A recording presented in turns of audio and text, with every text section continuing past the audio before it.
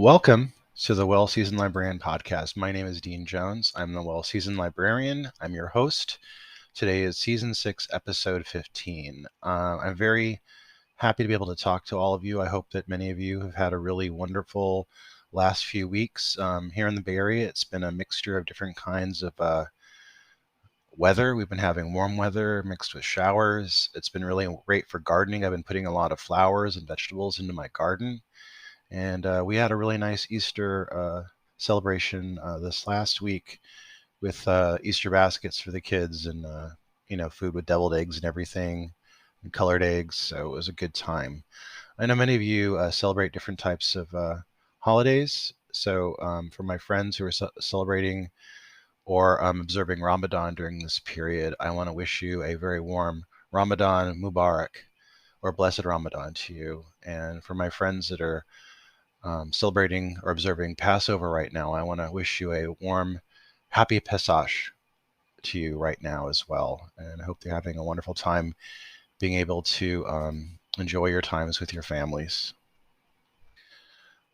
I want to really say how happy I am to get a chance to interview local legend Reem Assil.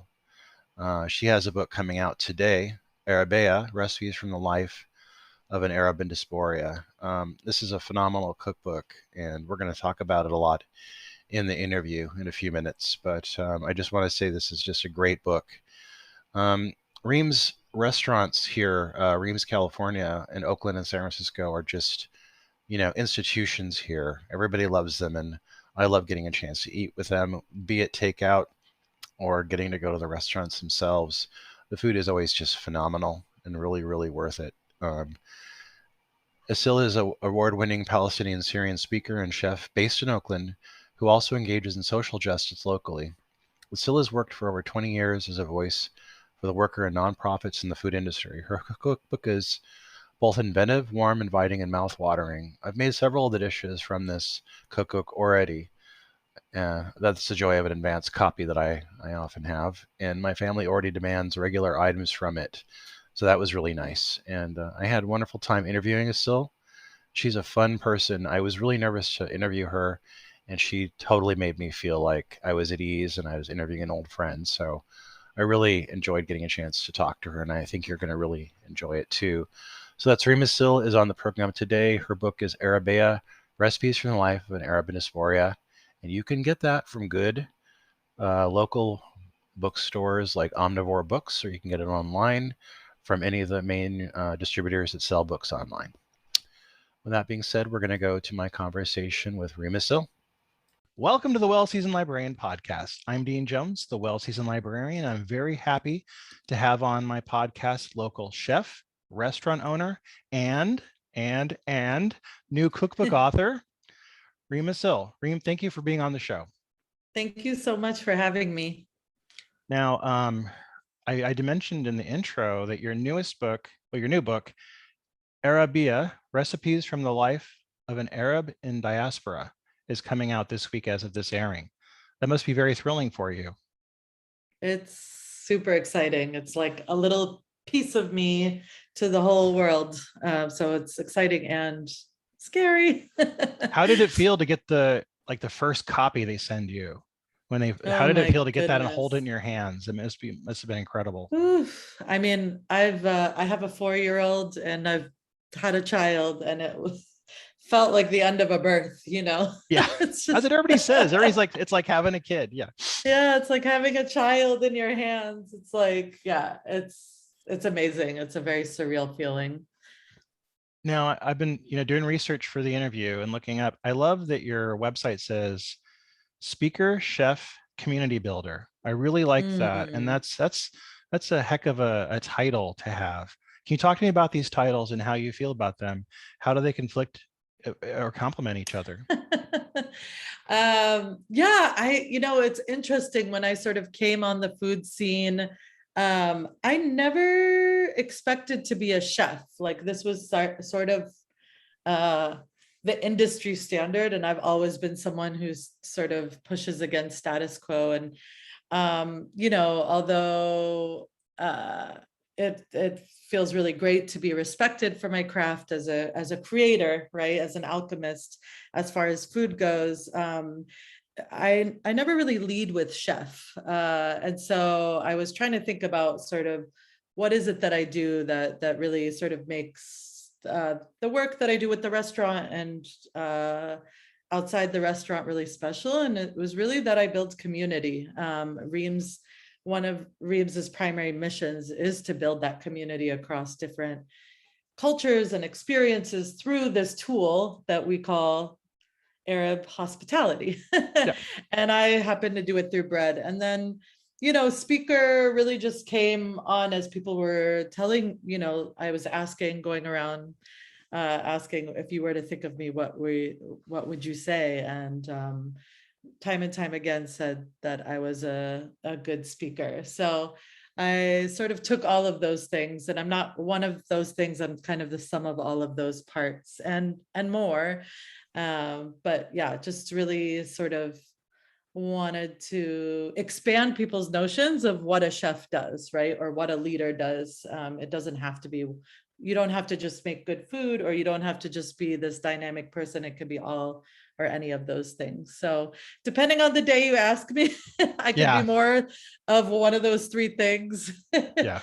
If I'm geeking out about food, I'm in the chef mode. If I'm, excited to inspire people, I'm a keynote speaker. It just depends on the day. Now, I loved in the book when you talked about, because this book isn't just, it is a cookbook, obviously, but there's a lot of storytelling in it. And one of the things I really liked that really endeared me was when you're talking about your childhood growing up. Can you talk about that a little bit? Yeah, it's funny when people ask me, where are you from? And I say Boston, Massachusetts. People are like, where are you really from? And I love kind of throwing that at people, because I think that I am a child of Palestinian and Syrian immigrants. My parents sort of settled in a very little suburb outside of Boston. And I grew up in New England and lived that kind of suburban New England life, as one of a handful of brown kids.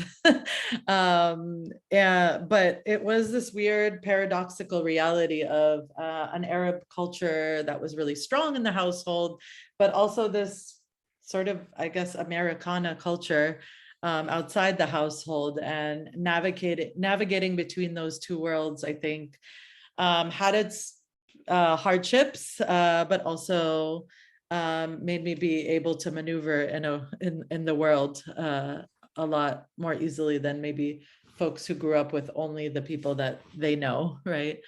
Culturally. So yeah, that was sort of my upbringing. I grew up in the East Coast until I was, until I graduated college. So.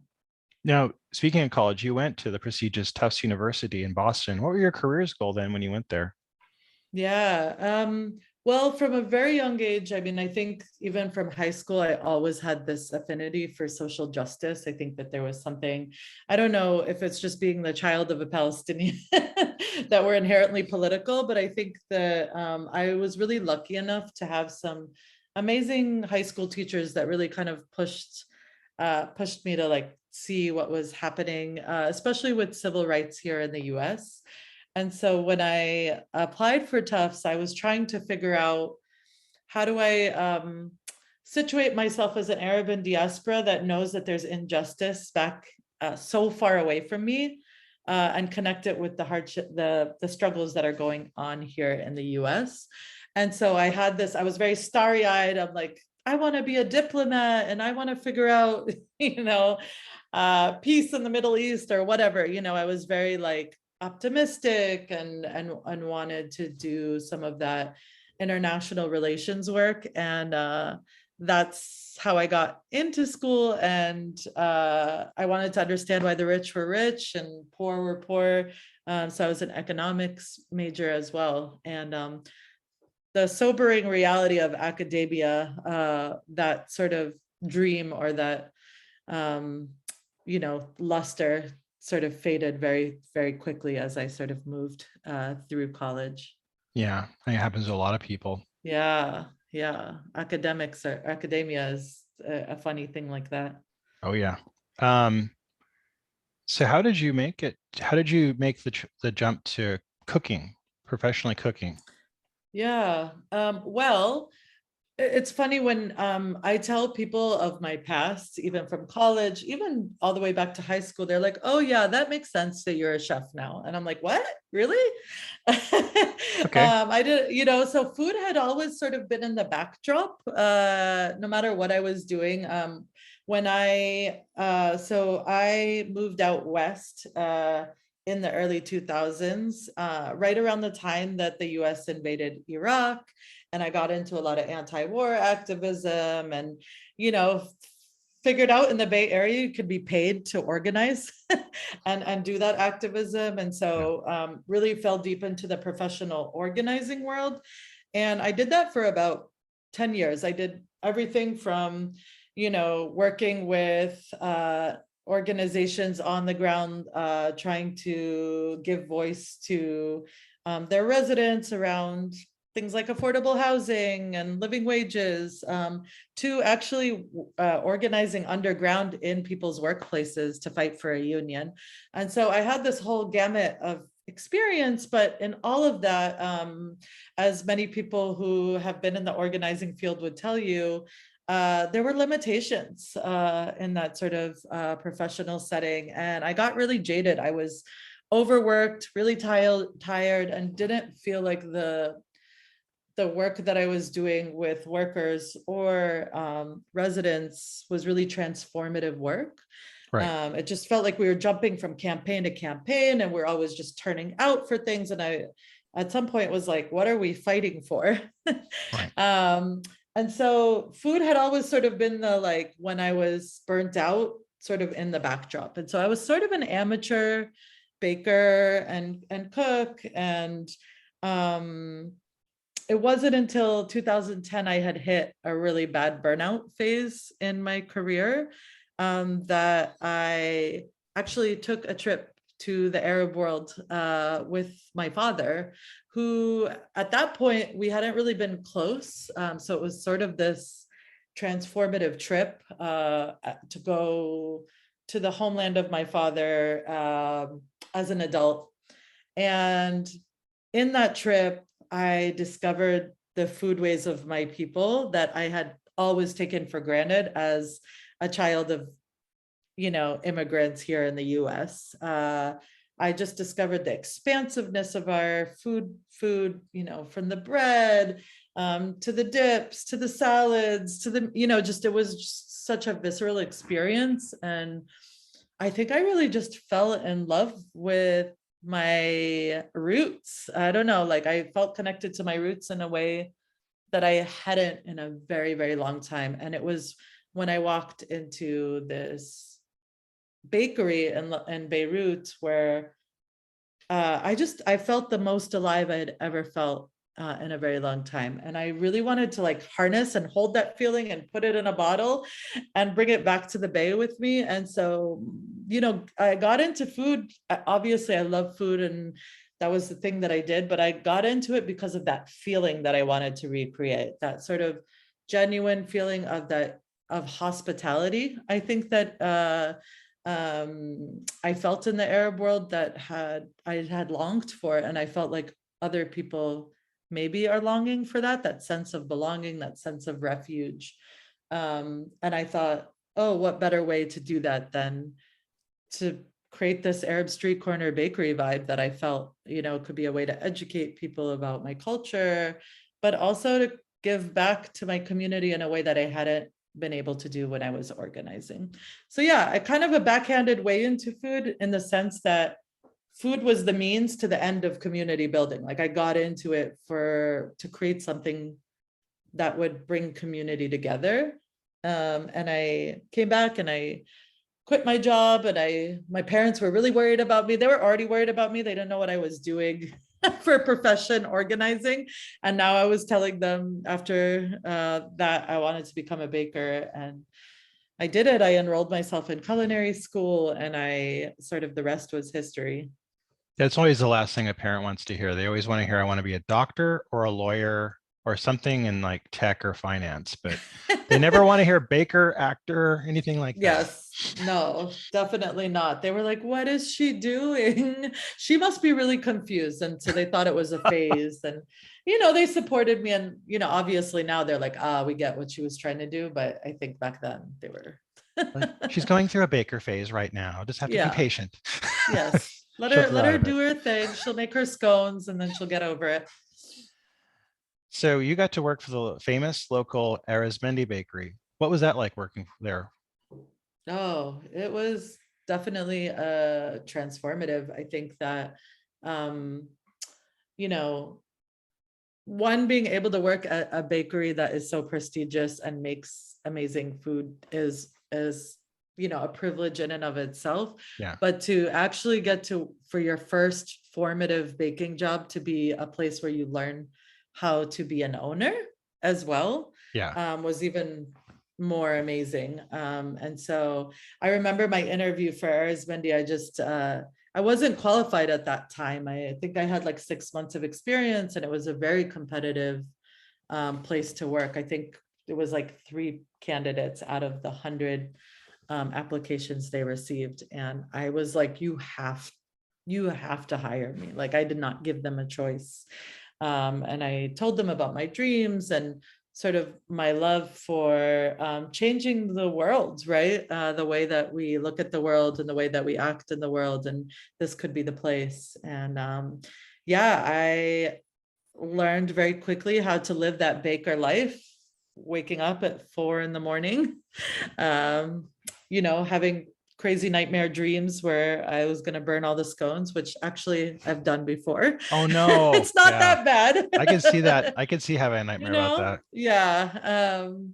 And yeah, I learned everything, and not just to learn sort of traditional techniques of baking. I think to have a glimpse of what Reams could be. Yeah. Yeah. At that point, I had imagined what is an everyday stop for people, being part of their routine, knowing like that, Joe is waiting at 7 o'clock in the morning and he's going to come in and like clockwork, he's going to get his cheese roll and his Americano. Like there was just something really endearing about that. Like you're part of someone's life, you can make or break their day. So I really loved that. And then, just being an owner, you have a lot more creative say in how your bakery is run. And that was a place where I think they still have the za'atar pizza on their menu. Like that Yep. was a place that I could play with the flavors that I wanted to play with and take risks. And so, yeah, it was, needless to say, a very, very formative experience for me. Now, the way they run the Arizmendi is a little different than normal bakeries, isn't it? So, like, did that inform with your working in labor, with labor issues? Because most people, when they get a restaurant or a bakery, they may know cooking and stuff, but they don't know organizational work or like how to run anything or like structure. Mhm. So, does this help you kind of like figure out how you wanted to go and do yours? Exactly. Yeah. I mean, I had sort of an agenda. I was like, I wanted to learn how to be a business owner and learn these things. But I think even more so than that, I mean, I learned really valuable things like how to run a payroll and, like the technical pieces of a job that's beyond just the baking. But I learned how to work with people and what works and what doesn't, and what I didn't want to do and what I didn't want to create and recreate. Sort of being able to grapple in organization Yeah. with 17 other people. It was like it was a crash course on people management, right? Yeah. And I would say, like, cooperatives are not a utopia. They are by far more work. Yeah. But there's something really amazing about that uh, democratic process. One, because it alleviates one person from having to have the burden, Yeah. of this job, because it's not an easy job to work in food. So No. that was something that I look back on, and I was like, oh yeah. I mean, as frustrating as sometimes it was to have to make decisions and process decisions with so many other people, it made sense. It was, the bakery. I mean, as you could see, it's one of the most successful bakeries. So It's Yeah, stressful though. I mean, I don't think people really appreciate how hard it is to work in kitchens. And I think bakeries are some of the hardest places to work. And managing absolutely. other people, God, it's just, I don't know. It's, Especially when you haven't had sleep and you're yeah, up at 4 a.m. and yeah, it's like, just let me be. yeah, But I think, on the flip side of that, there's like a camaraderie in the hard work. So yeah, yeah, very much so. You opened Reams, California, both in Oakland's Fruitvale and then in San Francisco. You also opened an Arab fine dining concept, Dyafa, Dyafa, yeah. Dyafa, sorry, in Oakland also. Can you tell me about your inspiration for these places? Yeah. Really, the inspiration at the root of it, Dyafa actually is the Arabic word for hospitality. Oh, okay, nice. Yeah. And I was, when I was thinking about Reams, I'm like, what did I want people to experience? And then it sort of rooted down to what do I want people to feel Yeah, when they walked into my spaces? And time again, the thing that kept coming up for me was warmth. And so the inspiration is really about sort of the warmth of Arab hospitality, but also of fresh made food, right? I think that Arab cuisine has been sort of didacted to a very uh, simplistic view of what our food is. It's been, falafel, shawarma, hummus, yeah, and it's just more than that. And Arab cuisine it's seasonal, it's creative, it evolves, it it's flexible, right? It can be interpreted, and I really wanted to celebrate place, and being in California where we have this just bounty of not only vegetation ingredients, but of farmers with skill who've worked off the land. I wanted to honor all those things. So I think the inspiration behind my place is really to invite people into that ecosystem, to imagine a world in which all people can come as they are, and feel free and liberated, and warm, and find a sense of belonging. I think that is what Arabs have been able to do in spaces, particularly food spaces. It's what's allowed them to survive in the desert. yeah, For many generations. It's, survive war and famine and all these things. It's like, that hospitality, that sort of being able to feed people and use food as a way to connect to people. So that's the inspiration.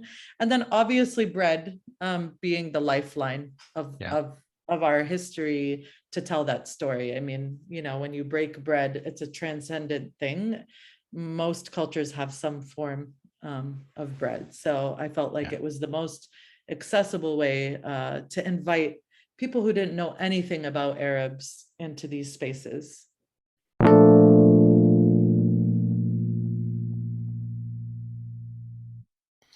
This episode of the Well-Seasoned Librarian podcast is sponsored by the Culinary Historians of Northern California, a Bay Area educational group dedicated to the study of food, drink, and culture in human history. To learn more about this organization and their work, please visit the website at www.chnorcal.org.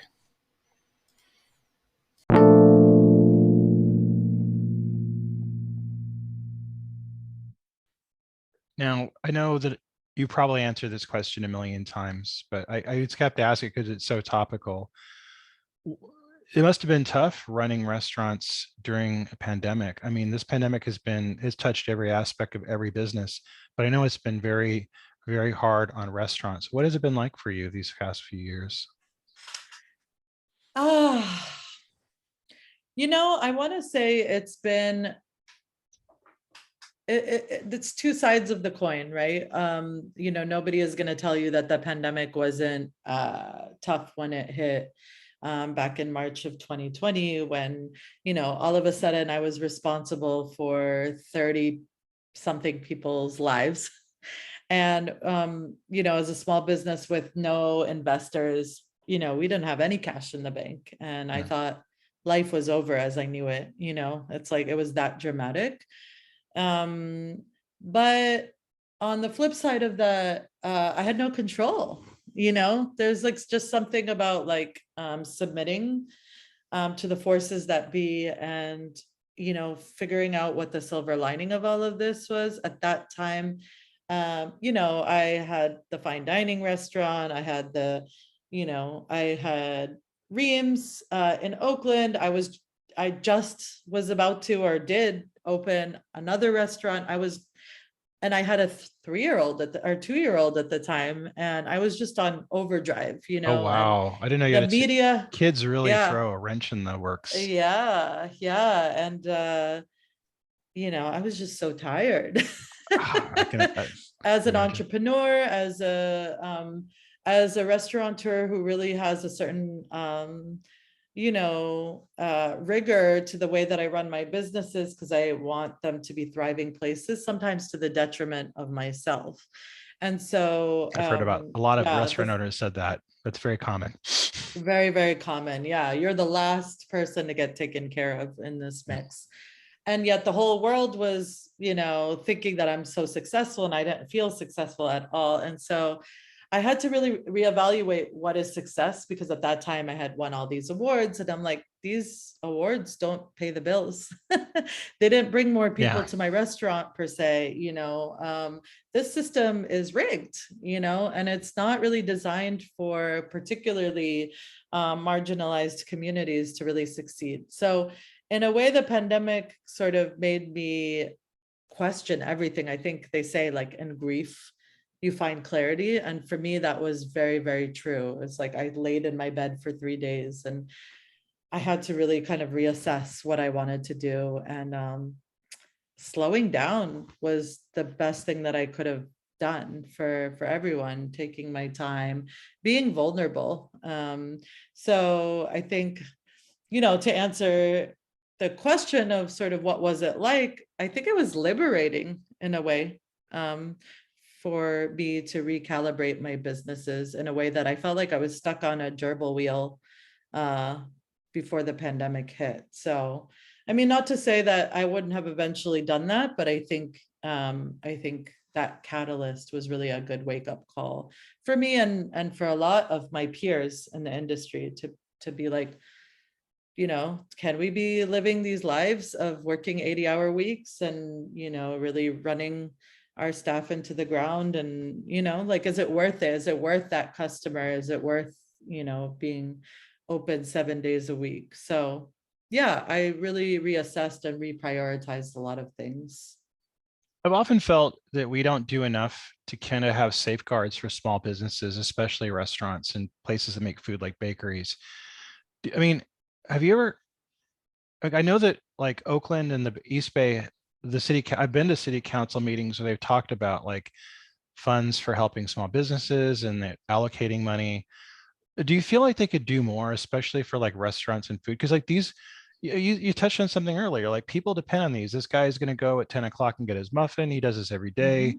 Mhm. It's an ingrained thing. People miss bakeries. When a bakery closes, it messes up people's lives. I mean, Mhm. do you think we could do more to kind of put some economic infrastructure for restaurants and bakeries in place so that we can make sure that when these things happen, and they'll happen again, we know they will, that there could be like kind of fallbacks for these businesses. Do you think there should be something like that in place? Oh, absolutely. I mean, restaurants and food spaces are cornerstones of communities all across the country. Hmm. As a result of the pandemic, 16% of those restaurants are now gone. Yeah. And those were like cornerstones they were the third space, especially for communities who have nowhere else to go. That's so it's almost like a civic duty, Yeah. to make sure that those, not only are they cornerstones, like places for people to not converge or congregate, they're economic engines, right? For Right. communities, there's especially the ones that are generational, that are mom and pops, especially restaurants like mine who have sort of really taken it upon ourselves with a new model, right? That really centers workers and provides pathways for their leadership. It's so, so important for cities and even rural areas to be partnering and wrapping around so that those businesses can thrive and so the workers can thrive, and that makes the community a much stronger community and ecosystem around them. I think that restaurants are also integral part of the food system, right? They're the ones that source from the farmers and the vendors. And so if you lose those restaurants, you lose other parts of that food system. So absolutely. And, we've advocated for that from day one. And especially not in just a pandemic, but, it's going to be a long time before we recover. And I think in order to do this, we need to have, these public-private partnerships that are vision aligned, right? That are about not making a profit off the backs of people, but actually lifting up communities. So yeah, absolutely. I mean, we just lost Brown Sugar Kitchen, and that's a hole that can't be filled really. And I just have to wonder, I would ask city council, the city government, could something have been done to prevent this? Maybe we could have, done better. And I think that we were failing here. Yeah. The development real estate driving up all the costs definitely has its, yeah. Now, I want to talk about your new book, Arabiyya, Recipes from the Life in an Arab of an Arab in Diaspora. So this, as of this airing, it's going to be coming out this week. So how does it feel to have this coming out? I mean, this must be really thrilling for you. It's like so amazing to be able to put a piece of yourself in the world. And you did. Yeah. It was a big undertaking. I'm really excited to share my story with the world. At first, I wanted to write a memoir when everybody kept asking me, please write a cookbook. And I was like, well, I want to tell my story. And so trying to figure out how to both create this beautiful cookbook that would allow folks to experience my food in their homes, but also tell a story that might inspire people, see a little bit of themselves in it. And I think this book was really a happy medium of that. It was very cathartic to write it in the middle of a pandemic. I'm just so excited to share it with the world. I mean, when you said there's a lot of you in it, you're not kidding, because like there's a lot of your stories in there, and it's just got such a beautiful, there's such beautiful photos and pictures of everybody in there. And I really thought it was a very special book, and I really, really enjoyed reading it from cover to cover because there's so much really great stuff in there. One of the things I like that you touched on is that, and this was highlighted by a conversation I had yesterday, I was talking to a cook who has a book who talks about Mexican food and authentic Mexican cuisine. She said often she hates how things get boiled down to like a taco or a tostada, and it's like, and she's like, my cooking is so much more complex than that. You really highlight this in your book, like you said, falafel or shawarma, and then like your book really shows a diversity. There's so much diversity in here. There's a lot of really amazing seafood dishes. There's all kinds of soups and stews. The dessert section's incredible. The bread section's incredible. There's a wonderful section of drinks at the end. And then throughout this, there's all these stories and really great photographs. Well, how did you conceptualize this when you first thought of it? You said you want to do biography, but you want to do the cookbook. How did it look in your head? Did the end product look like what you were dreaming of? It was very iterative process. At first I was like, I don't care what order these foods go, they're just gonna sort of line up with my story. I had this sort of linear story in my head, and then I started to, and then we kind of played around. We were like, anybody who buys a cookbook is want to have the dessert section at the end, and the pantry section in the beginning. And so I had to really think about sort of, if I were to tell the story in that sort of order, what are the themes, right? How can I break up my life in this, I don't think it's, my life and the story is not linear. And you can see I go back and forth between time in these essays. But, the hospitality piece in the pantry was my origin story. And so if you want to know about me, you need to know about my grandparents and sort of the struggles they went through. And so it really starts with my grandmother. Very much of the work that I'm doing is carrying her legacy, right, as who was the matriarch of the family. And then it sort of jumps into the present, and now we're at the bakery. But that was sort of, I felt like the apex, or the sort of, big chunk of the book was the bread, and the pastry, because that is sort of how I came to express myself in my food ways. And then you sort of go back and you're like, okay, how did we get here? And then it goes back into my childhood and the Arab table, and really sort of describing, just breaking some of those stereotypes of what it is to be Arab in America. I think that the Arab experience in America, as diverse as our food is, our experiences are very diverse. And so I wanted to really pay homage to my mother as someone who actually, in fact, didn't cook that much, but cooked beautifully and from the heart, and sort of, my grappling with food, right, and my relationship to cooking. And then you, from that, it kind of goes linearly to like what led me to California. That's my favorite chapter. It's, an Arab finds her vegetable roots. And it really is a story about how I came to learn about food in California. And the more that I learned about Californian cuisine and methodology and ingredients, the more I learned about my ancestry and how they did it. And there's just something really healing about that.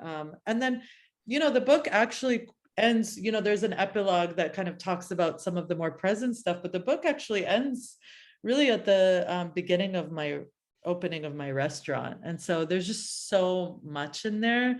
And so many stories to be told. And I really wanted to make sure that every recipe also had a story. But I also didn't want it to be all about me. It was, I wanted, in sort of Reem's fashion, wanted to make sure that my book highlights the many influences that come into my cuisine. I can't claim all of my cuisine to be even my own creations. A lot of them are inspirations from growing up, in suburban Boston, to coming to Oakland, which has been my home for almost 20 years, where I've lived with, people from all walks of life. I've cooked in kitchens with people from all walks of life. And all of that is reflected in my cuisine. It doesn't make it any less Arab. So, while the sort of traditional bases of a lot of those dishes are in the recipes, it's an expression of self, and I really sort of have fun with it. And yeah, I think that people will really appreciate that, because they'll kind of, be less intimidated by it, let's just say. And some of the recipes are harder than others. I got to kind of show some of the more sophisticated approaches, and some are really, really simple and delicious. So there's a little bit of something for everybody. You really take great pains in this book, I found, to really explain things to people that may not be familiar with some of the foods and some of the things. And one of the things I really loved as a librarian, I loved your spice index on page 20. I thought she's got some librarian in her, I think, because like this is a great, because it was such a thing, like I'm like, why aren't other people putting these in their cookbook? This should be an industry standard.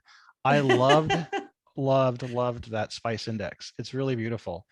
And the bread section, a lot of stuff. Like, as somebody who bakes bread and bakes a lot of bread, and I have a lot of cookbooks on bread, some of them are like, here's the recipe, here's like the weights and measures, blah, blah, blah, but nobody's really showing. And I'm like, okay, I get that the temperature is supposed to be this, and these time periods and weights, but there's no real explanation of how I'm supposed to do this. And it's frustrating. The bread nerd came out in me in that section, right? Absolutely. No, and I'm so thankful, because it's like, okay, I can conceptualize this in my mind now that I've read what you've written. I'm like, I feel like I can do this. Whereas before it's like, well, here's a bread that you'll never make. And it's like, oh, thanks. It's like, Absolutely.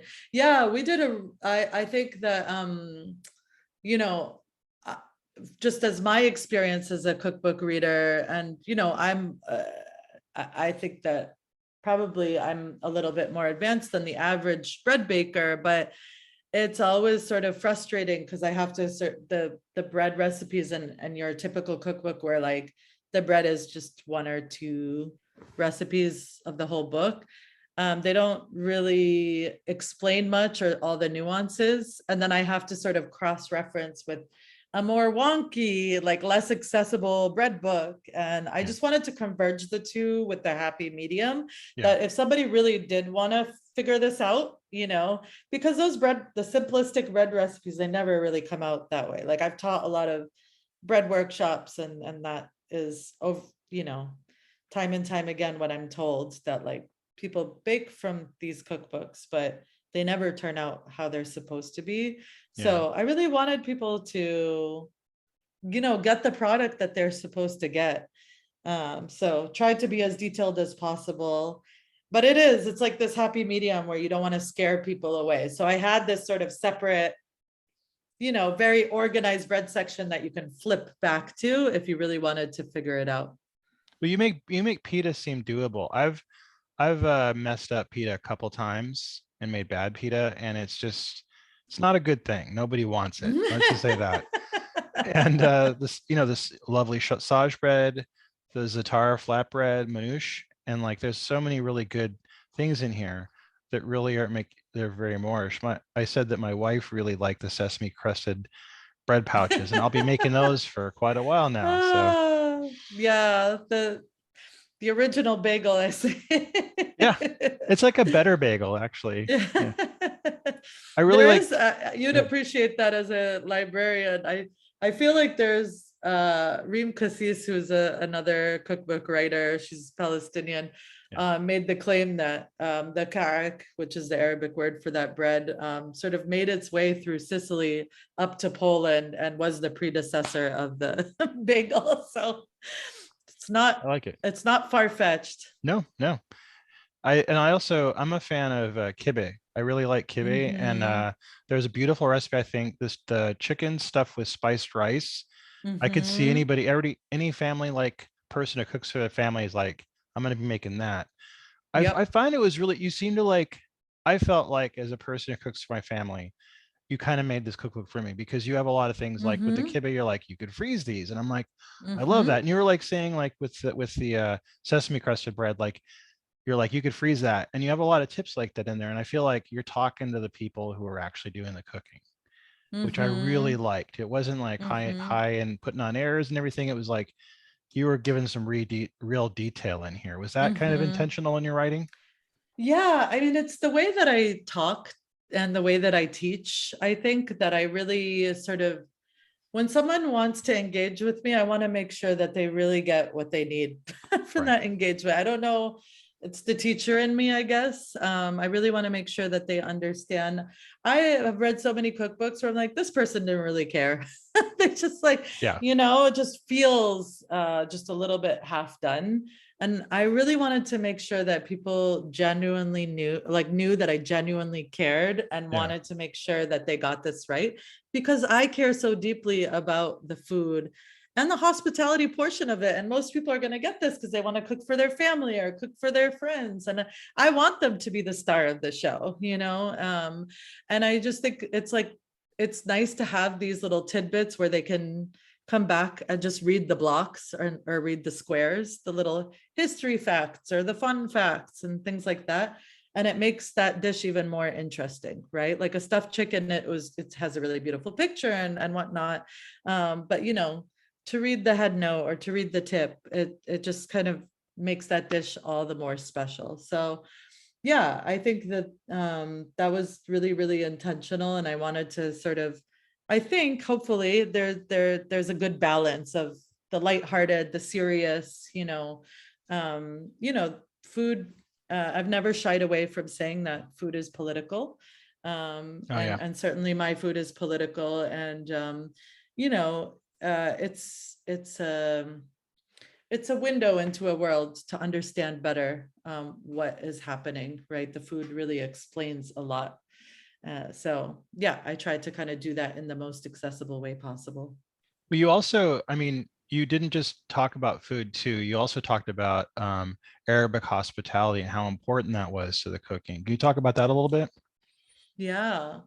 Um, yeah, I mean, this book, and I say it in the intro, is like, find your own rhythm in the dance of Arab hospitality. That's really what this is all about. Yes, you're going to make delicious food and, make these beautiful dishes, but it's the love through which you serve these dishes that really matters, right? That at the end of the day, I want you to make this food, to engage with this beautiful culture, and use it to engage with your community. So I think that hospitality for me is a way that I found my sense in the world, right? My belonging, my humanity. And I want other people to feel that way too, especially right now in the 2-3 years being isolated.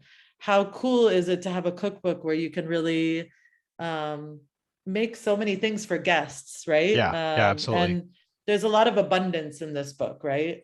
Yes, there are dishes that serve 4 to 6 people or a family, but there are dishes that, like the makluba dish, that's the one on the front, are these like really celebratory festive dishes that, you're sharing with a lot of people. And that sort of communal act is at the center of Arab hospitality, right? It's, like I said, what's made us not just survive, but thrive Yeah. through the worst of it, right? And, there have been a lot of struggles being both back in the homeland and in diaspora. And so there's not a shortage of opportunities to really sort of share our resilience. I love so much of this cookbook. I really can't recommend it to the audience enough. And I think it's going to be the one thing that gets me to get my family to eat lamb finally. Cause like I've been trying to Ah! find ways to get my family to eat lamb. And finally I showed my wife some of the recipes. She's like, all right, I'll eat this. And I'm like, okay, I can finally get you guys to eat You can lamb for, mix it a little bit. That's what the yeah. Arabs, there's a lot of like, mix it if it's too. Don't let her read the head note of the slow cooked lamb shoulder though. No, no, she won't read that. About the She's like, day that my dad brought a whole lamb for my mother. yeah, I'll never forget that. But yeah, no, I mean, lamb for us is a very festive, um, you know, festive protein. And that's the other thing, is like, there's just so much to celebrate. I mean, there's a whole section. The desserts are not just desserts. no, They're celebratory desserts. They're yeah, desserts we have on special occasions. And believe me, we find excuses to have special occasions for pretty much everything. Even for a child losing their tooth, so I think it's also just like finding any occasion to celebrate. I think that that's something that people don't, people misconceive about Arabs. It's all about our hardships, right? And I didn't want this. I wanted this story to be about our joy, yeah, and very much the joy of being connected to one another, being connected to our communities. And as you can see, despite sort of, and the memoir will show all the hardships that I went through with my family, right? A lot of folks are implicated in this book. yeah, But at the end of the day, we were all together, yeah. right? And I wanted to show that in the book, through the visuals and the photos. 10 Speed Press did an amazing job. Did you look to them specifically to do your book because they're known for really great cookbooks? Oh yeah. I mean, I wanted a vibrant cookbook. If anybody is familiar with my restaurants, we are not cliche. No. I steer away from anything that's considered authentic or traditional. Our colors are splashy with bright hues of pink and green and turquoise, and it's very much California. Yeah. And I wanted a publisher that really understood the California vibe, because this is an homage to California as much as it is to my Arab heritage. And so I think that they really got it. And then the other thing about this book is that it was pretty much an all women team that worked on this book. And Oh yeah, yeah. I don't noticed know, that. that just sort of that feminine spirit, and yeah, I think all of those vibes were reflected in the food photography, and I wanted it to just be like fun, and not too, cookie Yeah. cutter. So I want to ask, what's next for you? What is next? I am getting ready to go on the road and be able to spread the gospel of Arabiyya Nice. to as Nice. many people as I can. I think Very that cool. everybody should have this book. They should. I It agree. really, really, yeah, I think it's a way to know me if you ever meet me. But I think that I don't think that my story necessarily is unique. And so I hope that anyone who reads this might also see a little piece of themselves in this and some of the stories, because they are, this is the human experience. This is what we go through, particularly people who find their way to food. I am, Reams is going through a really exciting transition to worker ownership. We're Nice. preparing for a new flagship bakery soon. Oh, Yeah, we're sort of gearing up to figure out sort of what is the next step for Reams. We're now in people's homes. We have our products in local supermarkets like Berkeley Bull and yep. Spyrite. And so, yeah, I'm just really excited to see that grow and to see my employees really sort of take ownership over it. What else? We are gearing up for another partnership with Burlap and Barrel. They're a Oh, spice wow. company. And actually, a sort of shameless plug, there are sort of 3 integral spice recipes in this Yes. cookbook. And if you don't have time to make those spices, we created those spice mixes with Burlap and Barrel. So if you Nice. wanted to get those and sort of shortcut your way. But we're doing some really fun new additions to